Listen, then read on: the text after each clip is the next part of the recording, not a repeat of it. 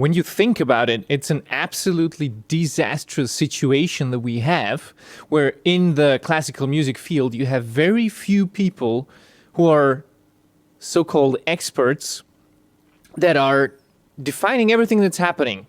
And they say what's good, they say what's bad. None of them agree. All of them hate each other in a way. And the funniest thing is we all listen to them. We all go like, yeah, they did this and this and this, so they must be good. Or, oh, they have these accomplishments, so I guess I have to follow them. Nobody's really questioning the authority. And if somebody tries a little bit, they're usually shunned by their peers. So today, let's look at how experts are, in fact, ruining it for everyone. And if we continue down this path, we're going to be gone.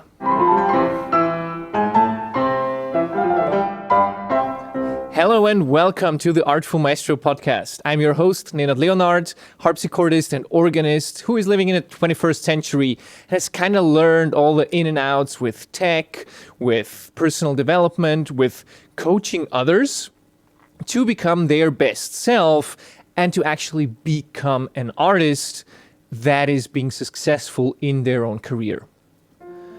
Now, I've been helping, supporting, working with classical musicians because I know what the field is like being a classical musician myself. And I've been working the last 5 years on creating a video production company for classical musicians, also furthering my own career and also becoming successful on social media and beyond.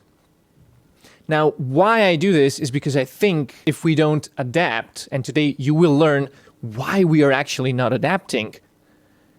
If we don't adapt, we are going to be erased from existence. Right now, the classical music is in a situation where we don't really earn money. We are not creating actual revenue, with a few exceptions. Most of it is funded by private people, by sponsorships, by some kind of foundations or the government. None of it is actually really stable on its own, again, with a few exceptions. So how does everybody think that this will continue on forever? I mean, the pandemic was a very good sign that nobody really cares for musicians, be it from the serious side of the classical music or also on the pop side and the popular music. Nobody really cares, like, if it comes down to it, it's expendable, right? It's not essential, at least deemed so by the politicians. So let's look at how we can maybe make ourselves more essential and how we can diversify our income streams so that we are not completely dependent on an elite of people who decide who gets the money and who doesn't. And that happens simply with understanding what's going on in the back and then shaping a new way forward that a few people that I've talked to already are doing, that I'm trying to do myself best as well. And it is something that will eventually revolutionize the classical music field. Before we look at that, a quick reminder about the Artful Shop, which is kind of the foundation that is allowing this podcast to be existing in the first place. So if you want to take a gift for yourself or your musician friends, you don't know what to get for their birthday or something, visit the Artful Shop to get some really cool music merchandise. There are stylish mugs or t-shirts or blankets or whatever you want to take. And at checkout, you can give in Artful 5 as a 5% discount on your whole order. Now, this is for everybody that is listening to the podcast, and by ordering there, you are also supporting this podcast and the creation of it. Go ahead and check out Artful Shop. Link is down below.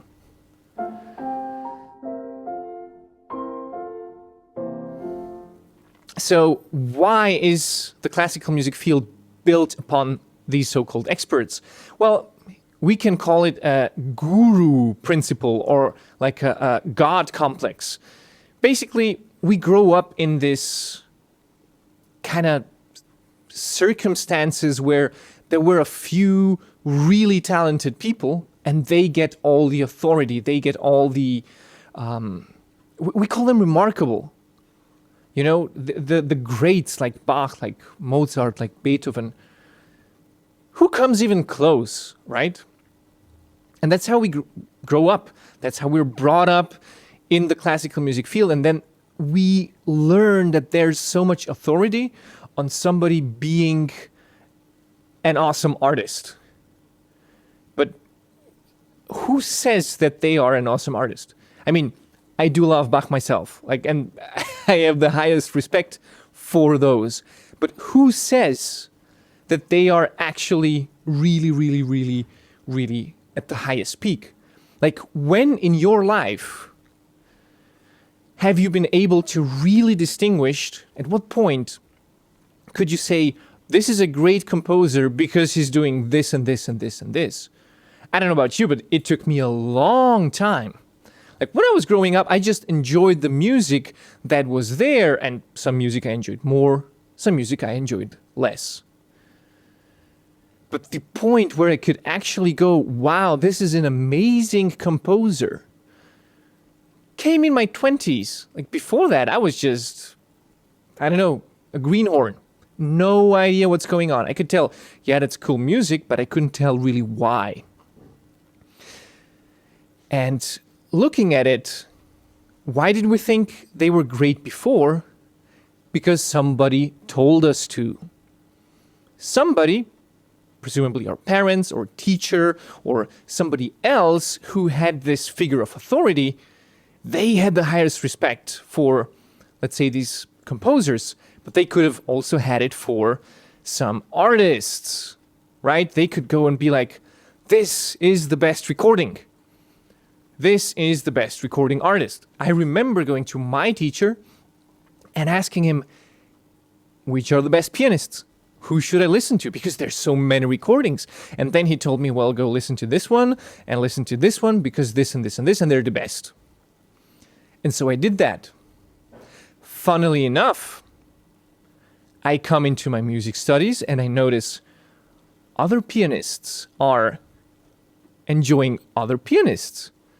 So the ones that I have listened to are not necessarily the best, but I've already listened to them for so long. So why do I think that they are so great? What's going on there? How can other people not have the same opinion? And that's where this all started. Like the confusion of, wait, there is not an absolute best? And this went on for years. And you probably know this. When you are studying with your teacher knows who's best, right? They know how to play music, and they know what works and what doesn't. And then maybe a couple years later, you change the teacher, and the new teacher knows how to play music and knows what's best. And it's maybe very different than what the first person said. So here you see, it's very, very subjective what's going on there. But it's not presented as subjective information. It is actually presented as the absolute truth. This is how things are. And of course, there's a positive side to it. If you're on a stage and you want to perform, you need to have this down. You need to absolutely believe in what you're doing and not go like, well, maybe, there's this other variant. Maybe I could play like that, or I could play. No, you want to be 120% into what you're doing. And you have to present it as an absolute truth. However, with it comes the fallacy that you start narrowing down your perspective so much that you kind of lose touch with everything else. And as you can see, especially the older these teachers get, they are kind of more and more one-sided. They have less and less perspective. Not everybody's like that. Of course, there are always exceptions. And you think, well, my teacher's an exception. They're probably not, okay? There are very, very few people that have got this.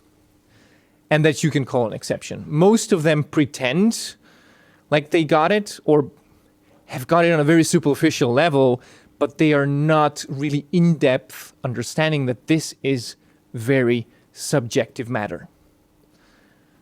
So their own feelings and perceptions melt down with what they think is the absolute reality, and you get that when people live in bubbles. Like the whole music academia is a bubble.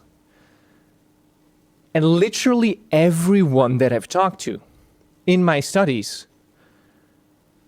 I met them. We have spent a couple years after studies. We talked. Hey, how are you doing? Do you feel like you were prepared during your studies for the world out there? Nobody says yes. Nobody. Everybody says, okay, I was missing this and this and this and this. So many things. Like, how do I communicate? How do I network? How do I get more concerts? How do I get paid better? How do I actually connect with people on a sustainable basis? How can I have returning investment? These are just a few. I mean, then you can go into like, how do I create a portfolio? How do I contact agencies? How do I create my website? How do I make programs that work? How do I make something that's exciting for festivals? How do I manage people? How do I manage my ensemble? How do I go and manage myself? All of that is just not covered. You want to know why? Because academia is in a bubble. Most people that I studied with, like the teachers, they are, let's face it, musicians who just were kind of tired of continuing on with their career, if they even had a career in the first place. So they felt like, just traveling around the world is too much, or playing every other day, it's just too much, it's too stressful. Let's settle down and then continue giving my knowledge to my students. It's much more easy. I don't have to travel. I can sleep at home, not do too many crazy things. And I get it. It's a better pay. It's a stable income. You get to help students. However, most of them were brought up in a world that did not have this technological advancements, where a career worked much different than it works today, where the pay was different, where the management was different. Like, you had a lot more stuff happening and a lot less communication and a lot less overwhelm. It was all manageable. Today, what a chaos we're living in, right? And so maybe just take a step back and say, okay. This is what's going on. These people are trying to teach me stuff that worked like 30, 40 years ago.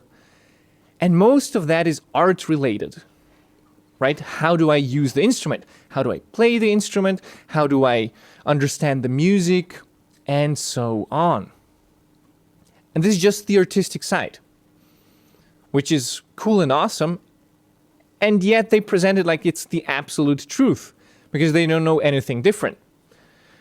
So they take their subjective perception of music, they present it as objective truth, like the matter that you have to learn, and then instill this expectation in you that once you got the matter down, the world is going to welcome you with open arms and say, hello, welcome, we need you, exactly what you are doing, because you're so great at what you're doing, you don't have to change. Just do whatever you want. And here is why I think that these people think of themselves as experts, and that's very, very, very toxic. Because instead of trying to understand what the music industry is doing, instead of trying to understand what the audience wants, what the audience needs, they always start with themselves, present their perspective as the absolute truth, and go like, you know what? I am an expert. I spent so much time in this. that the world should come knocking at my door. And everybody should want to understand what I found out. I don't have to invest anything into doing what I do. I don't have to invest any kind of communication outside, so I can bring my knowledge to people. People should be coming to me because I am so great. Is that familiar to you? You know, maybe one or two people with that attitude? Now, it's not just that they have this attitude, but they bring us up that we start to think that's the attitude that works, right? I want to have their life because I think of them as successful. But they are kind of a dying out breed, right? This is not going to go for long. Again, classical music isn't sustainable. It's losing money every year. Whatever you want to do, if you want to do a CD recording, if you want to create projects, you are reliant on grants for people who actually created something of value that they exchanged for money so that they can then give you this money so you can go and create art. There were other people, like more entrepreneurial composers, like, for example, Handel. I think that he was a great example of trying to study what the audience wanted and creating that opera and looking at, okay, where did people go crazy? What did they want to hear? Who should I invite for the next production? What works? And he was directly at the source because he had the people coming, he was playing there, and he saw the reactions directly. So he adapted his music accordingly. And he had a long career doing that. Obviously, at a certain point, it stopped being profitable, so they had to do some changes. He was overworked, and so on. But this guy had an entrepreneurial mindset, and he went out and started, hey, why don't I, instead of just build my own castle, start doing what people actually love? And he was beloved by so many because he knew what worked. And it's a great example. If you look at him versus Bach, for example, Bach, who never cared about any type of fashion, he never cared about what other people liked.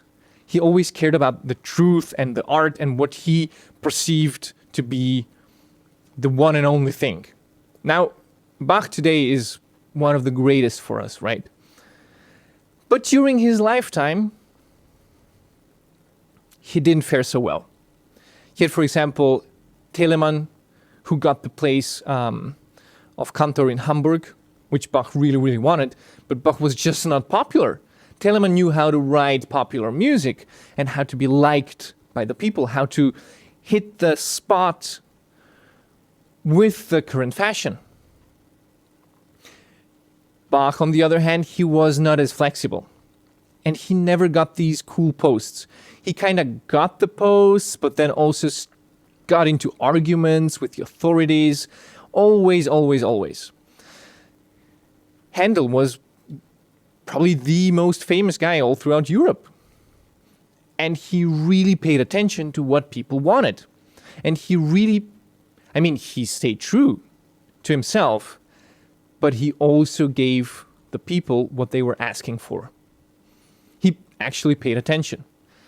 Now, let's fast forward today to our so-called experts. Are they really paying attention to what people want? Do they even know the people?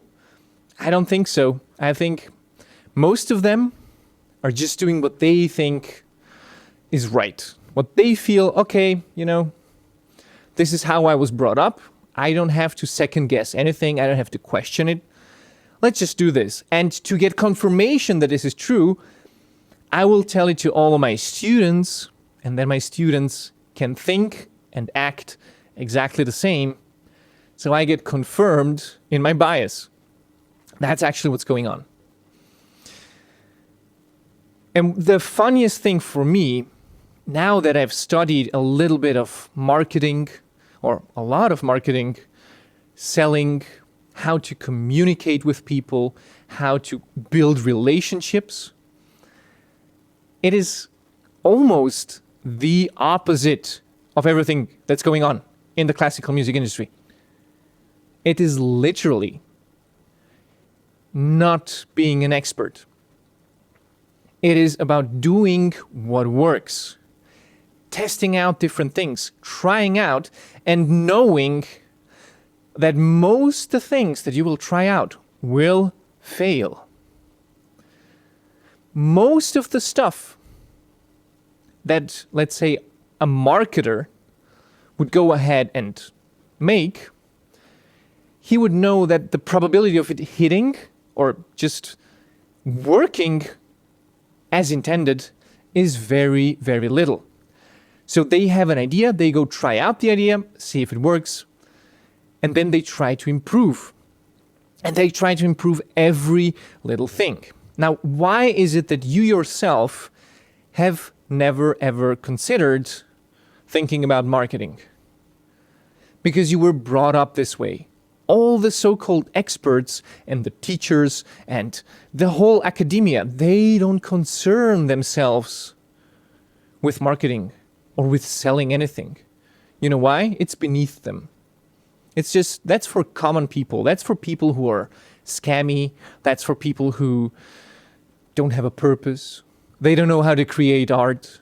They don't know where the real value lies in life. So if the real value lies in something that they think, why do they have to constantly convince the government and public funding and foundations and private people to donate money on a regular basis? You know, like, I know the Opera of Zurich is one of the top 10 opera houses in the world. I think it was number 1 last year or the year before or something like that.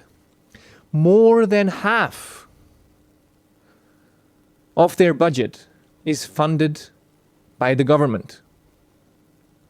And this is hundreds of millions.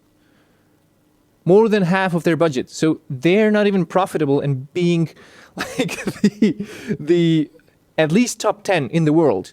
If not number 1, 2, 3, I don't know exactly like right now where they are, but they used to be number 1 a couple years ago. What's going on there?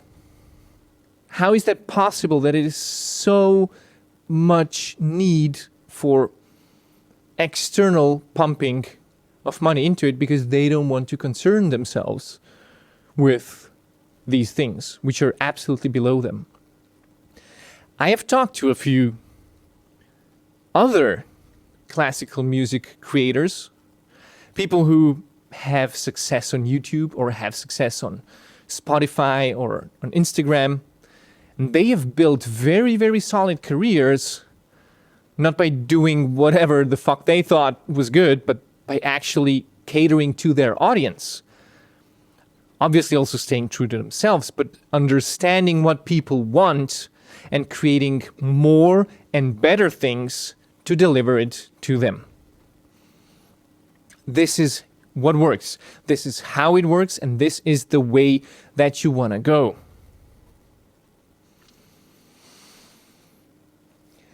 Now that we've covered that, let's look again how experts look at marketing and sales.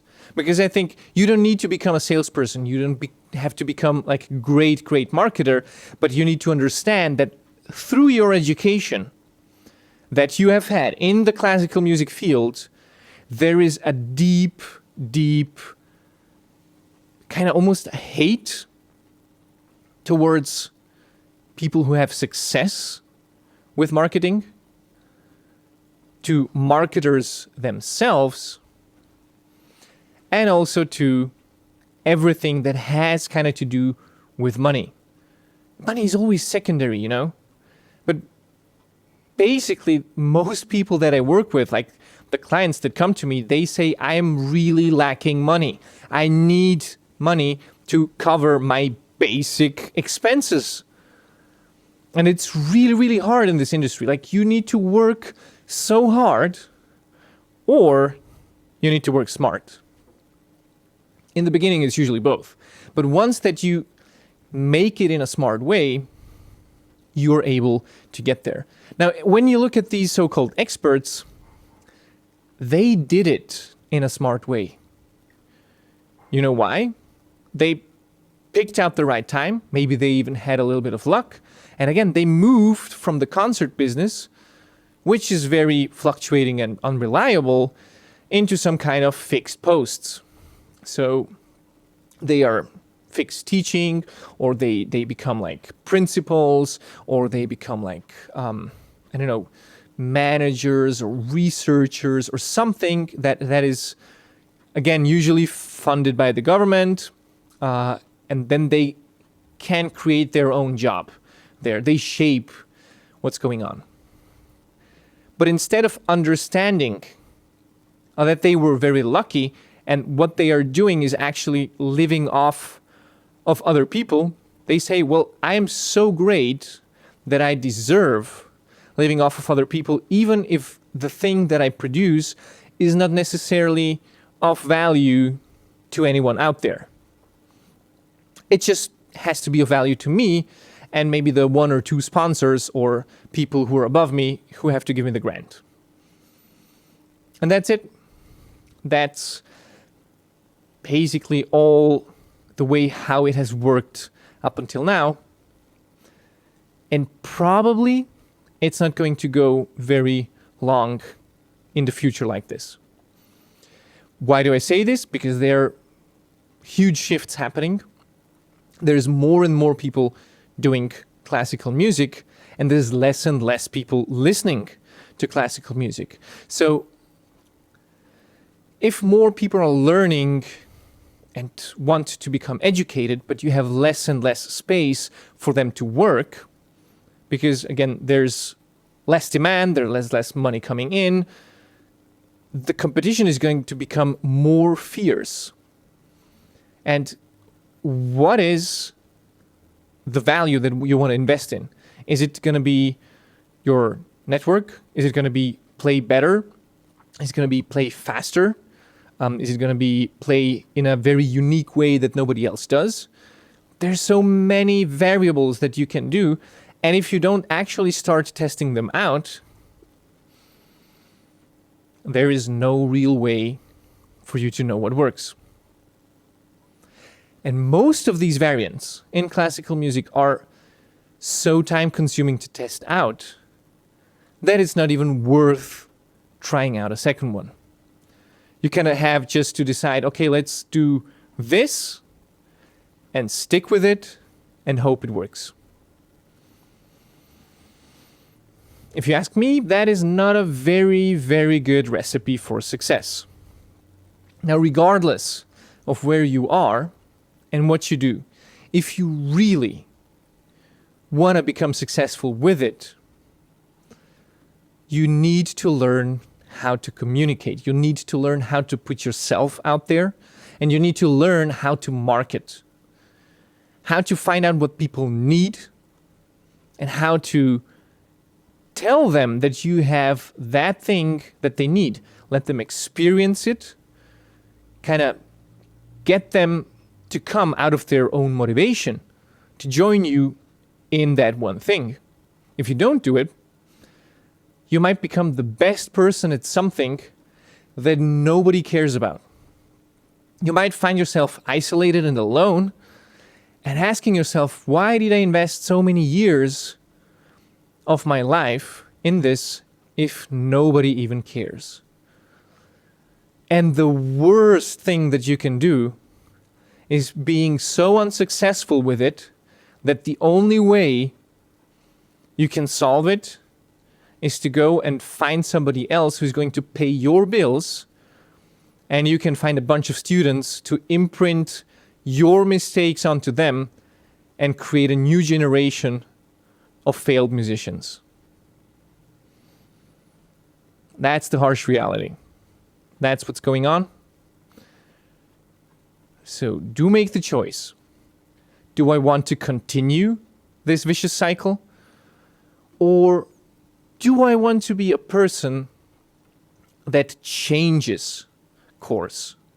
Do I want to change myself, to change how I perceive music and how I make music, so that I change my relationship to my audience? So that I create what they want, create what they need, and to actually go into dialogue with them. So it is something that can grow in future and evolve, instead of being a fixed mindset by self-proclaimed experts that honestly don't really serve anyone.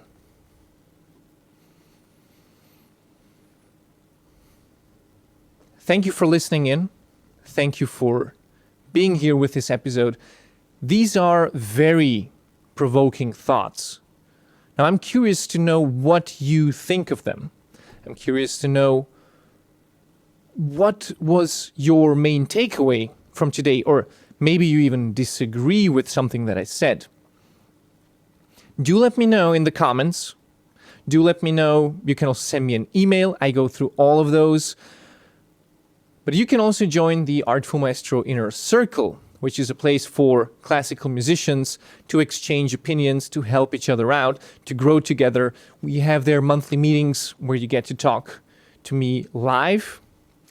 So if you want to get in touch with me and ask some questions, get them answered, consider joining the Artful Maestro Inner Circle. You can apply in the link down below. Now, thanks for hanging around. Thanks for enjoying this podcast and being a part of it. I wish you a good time and see you in the next episode.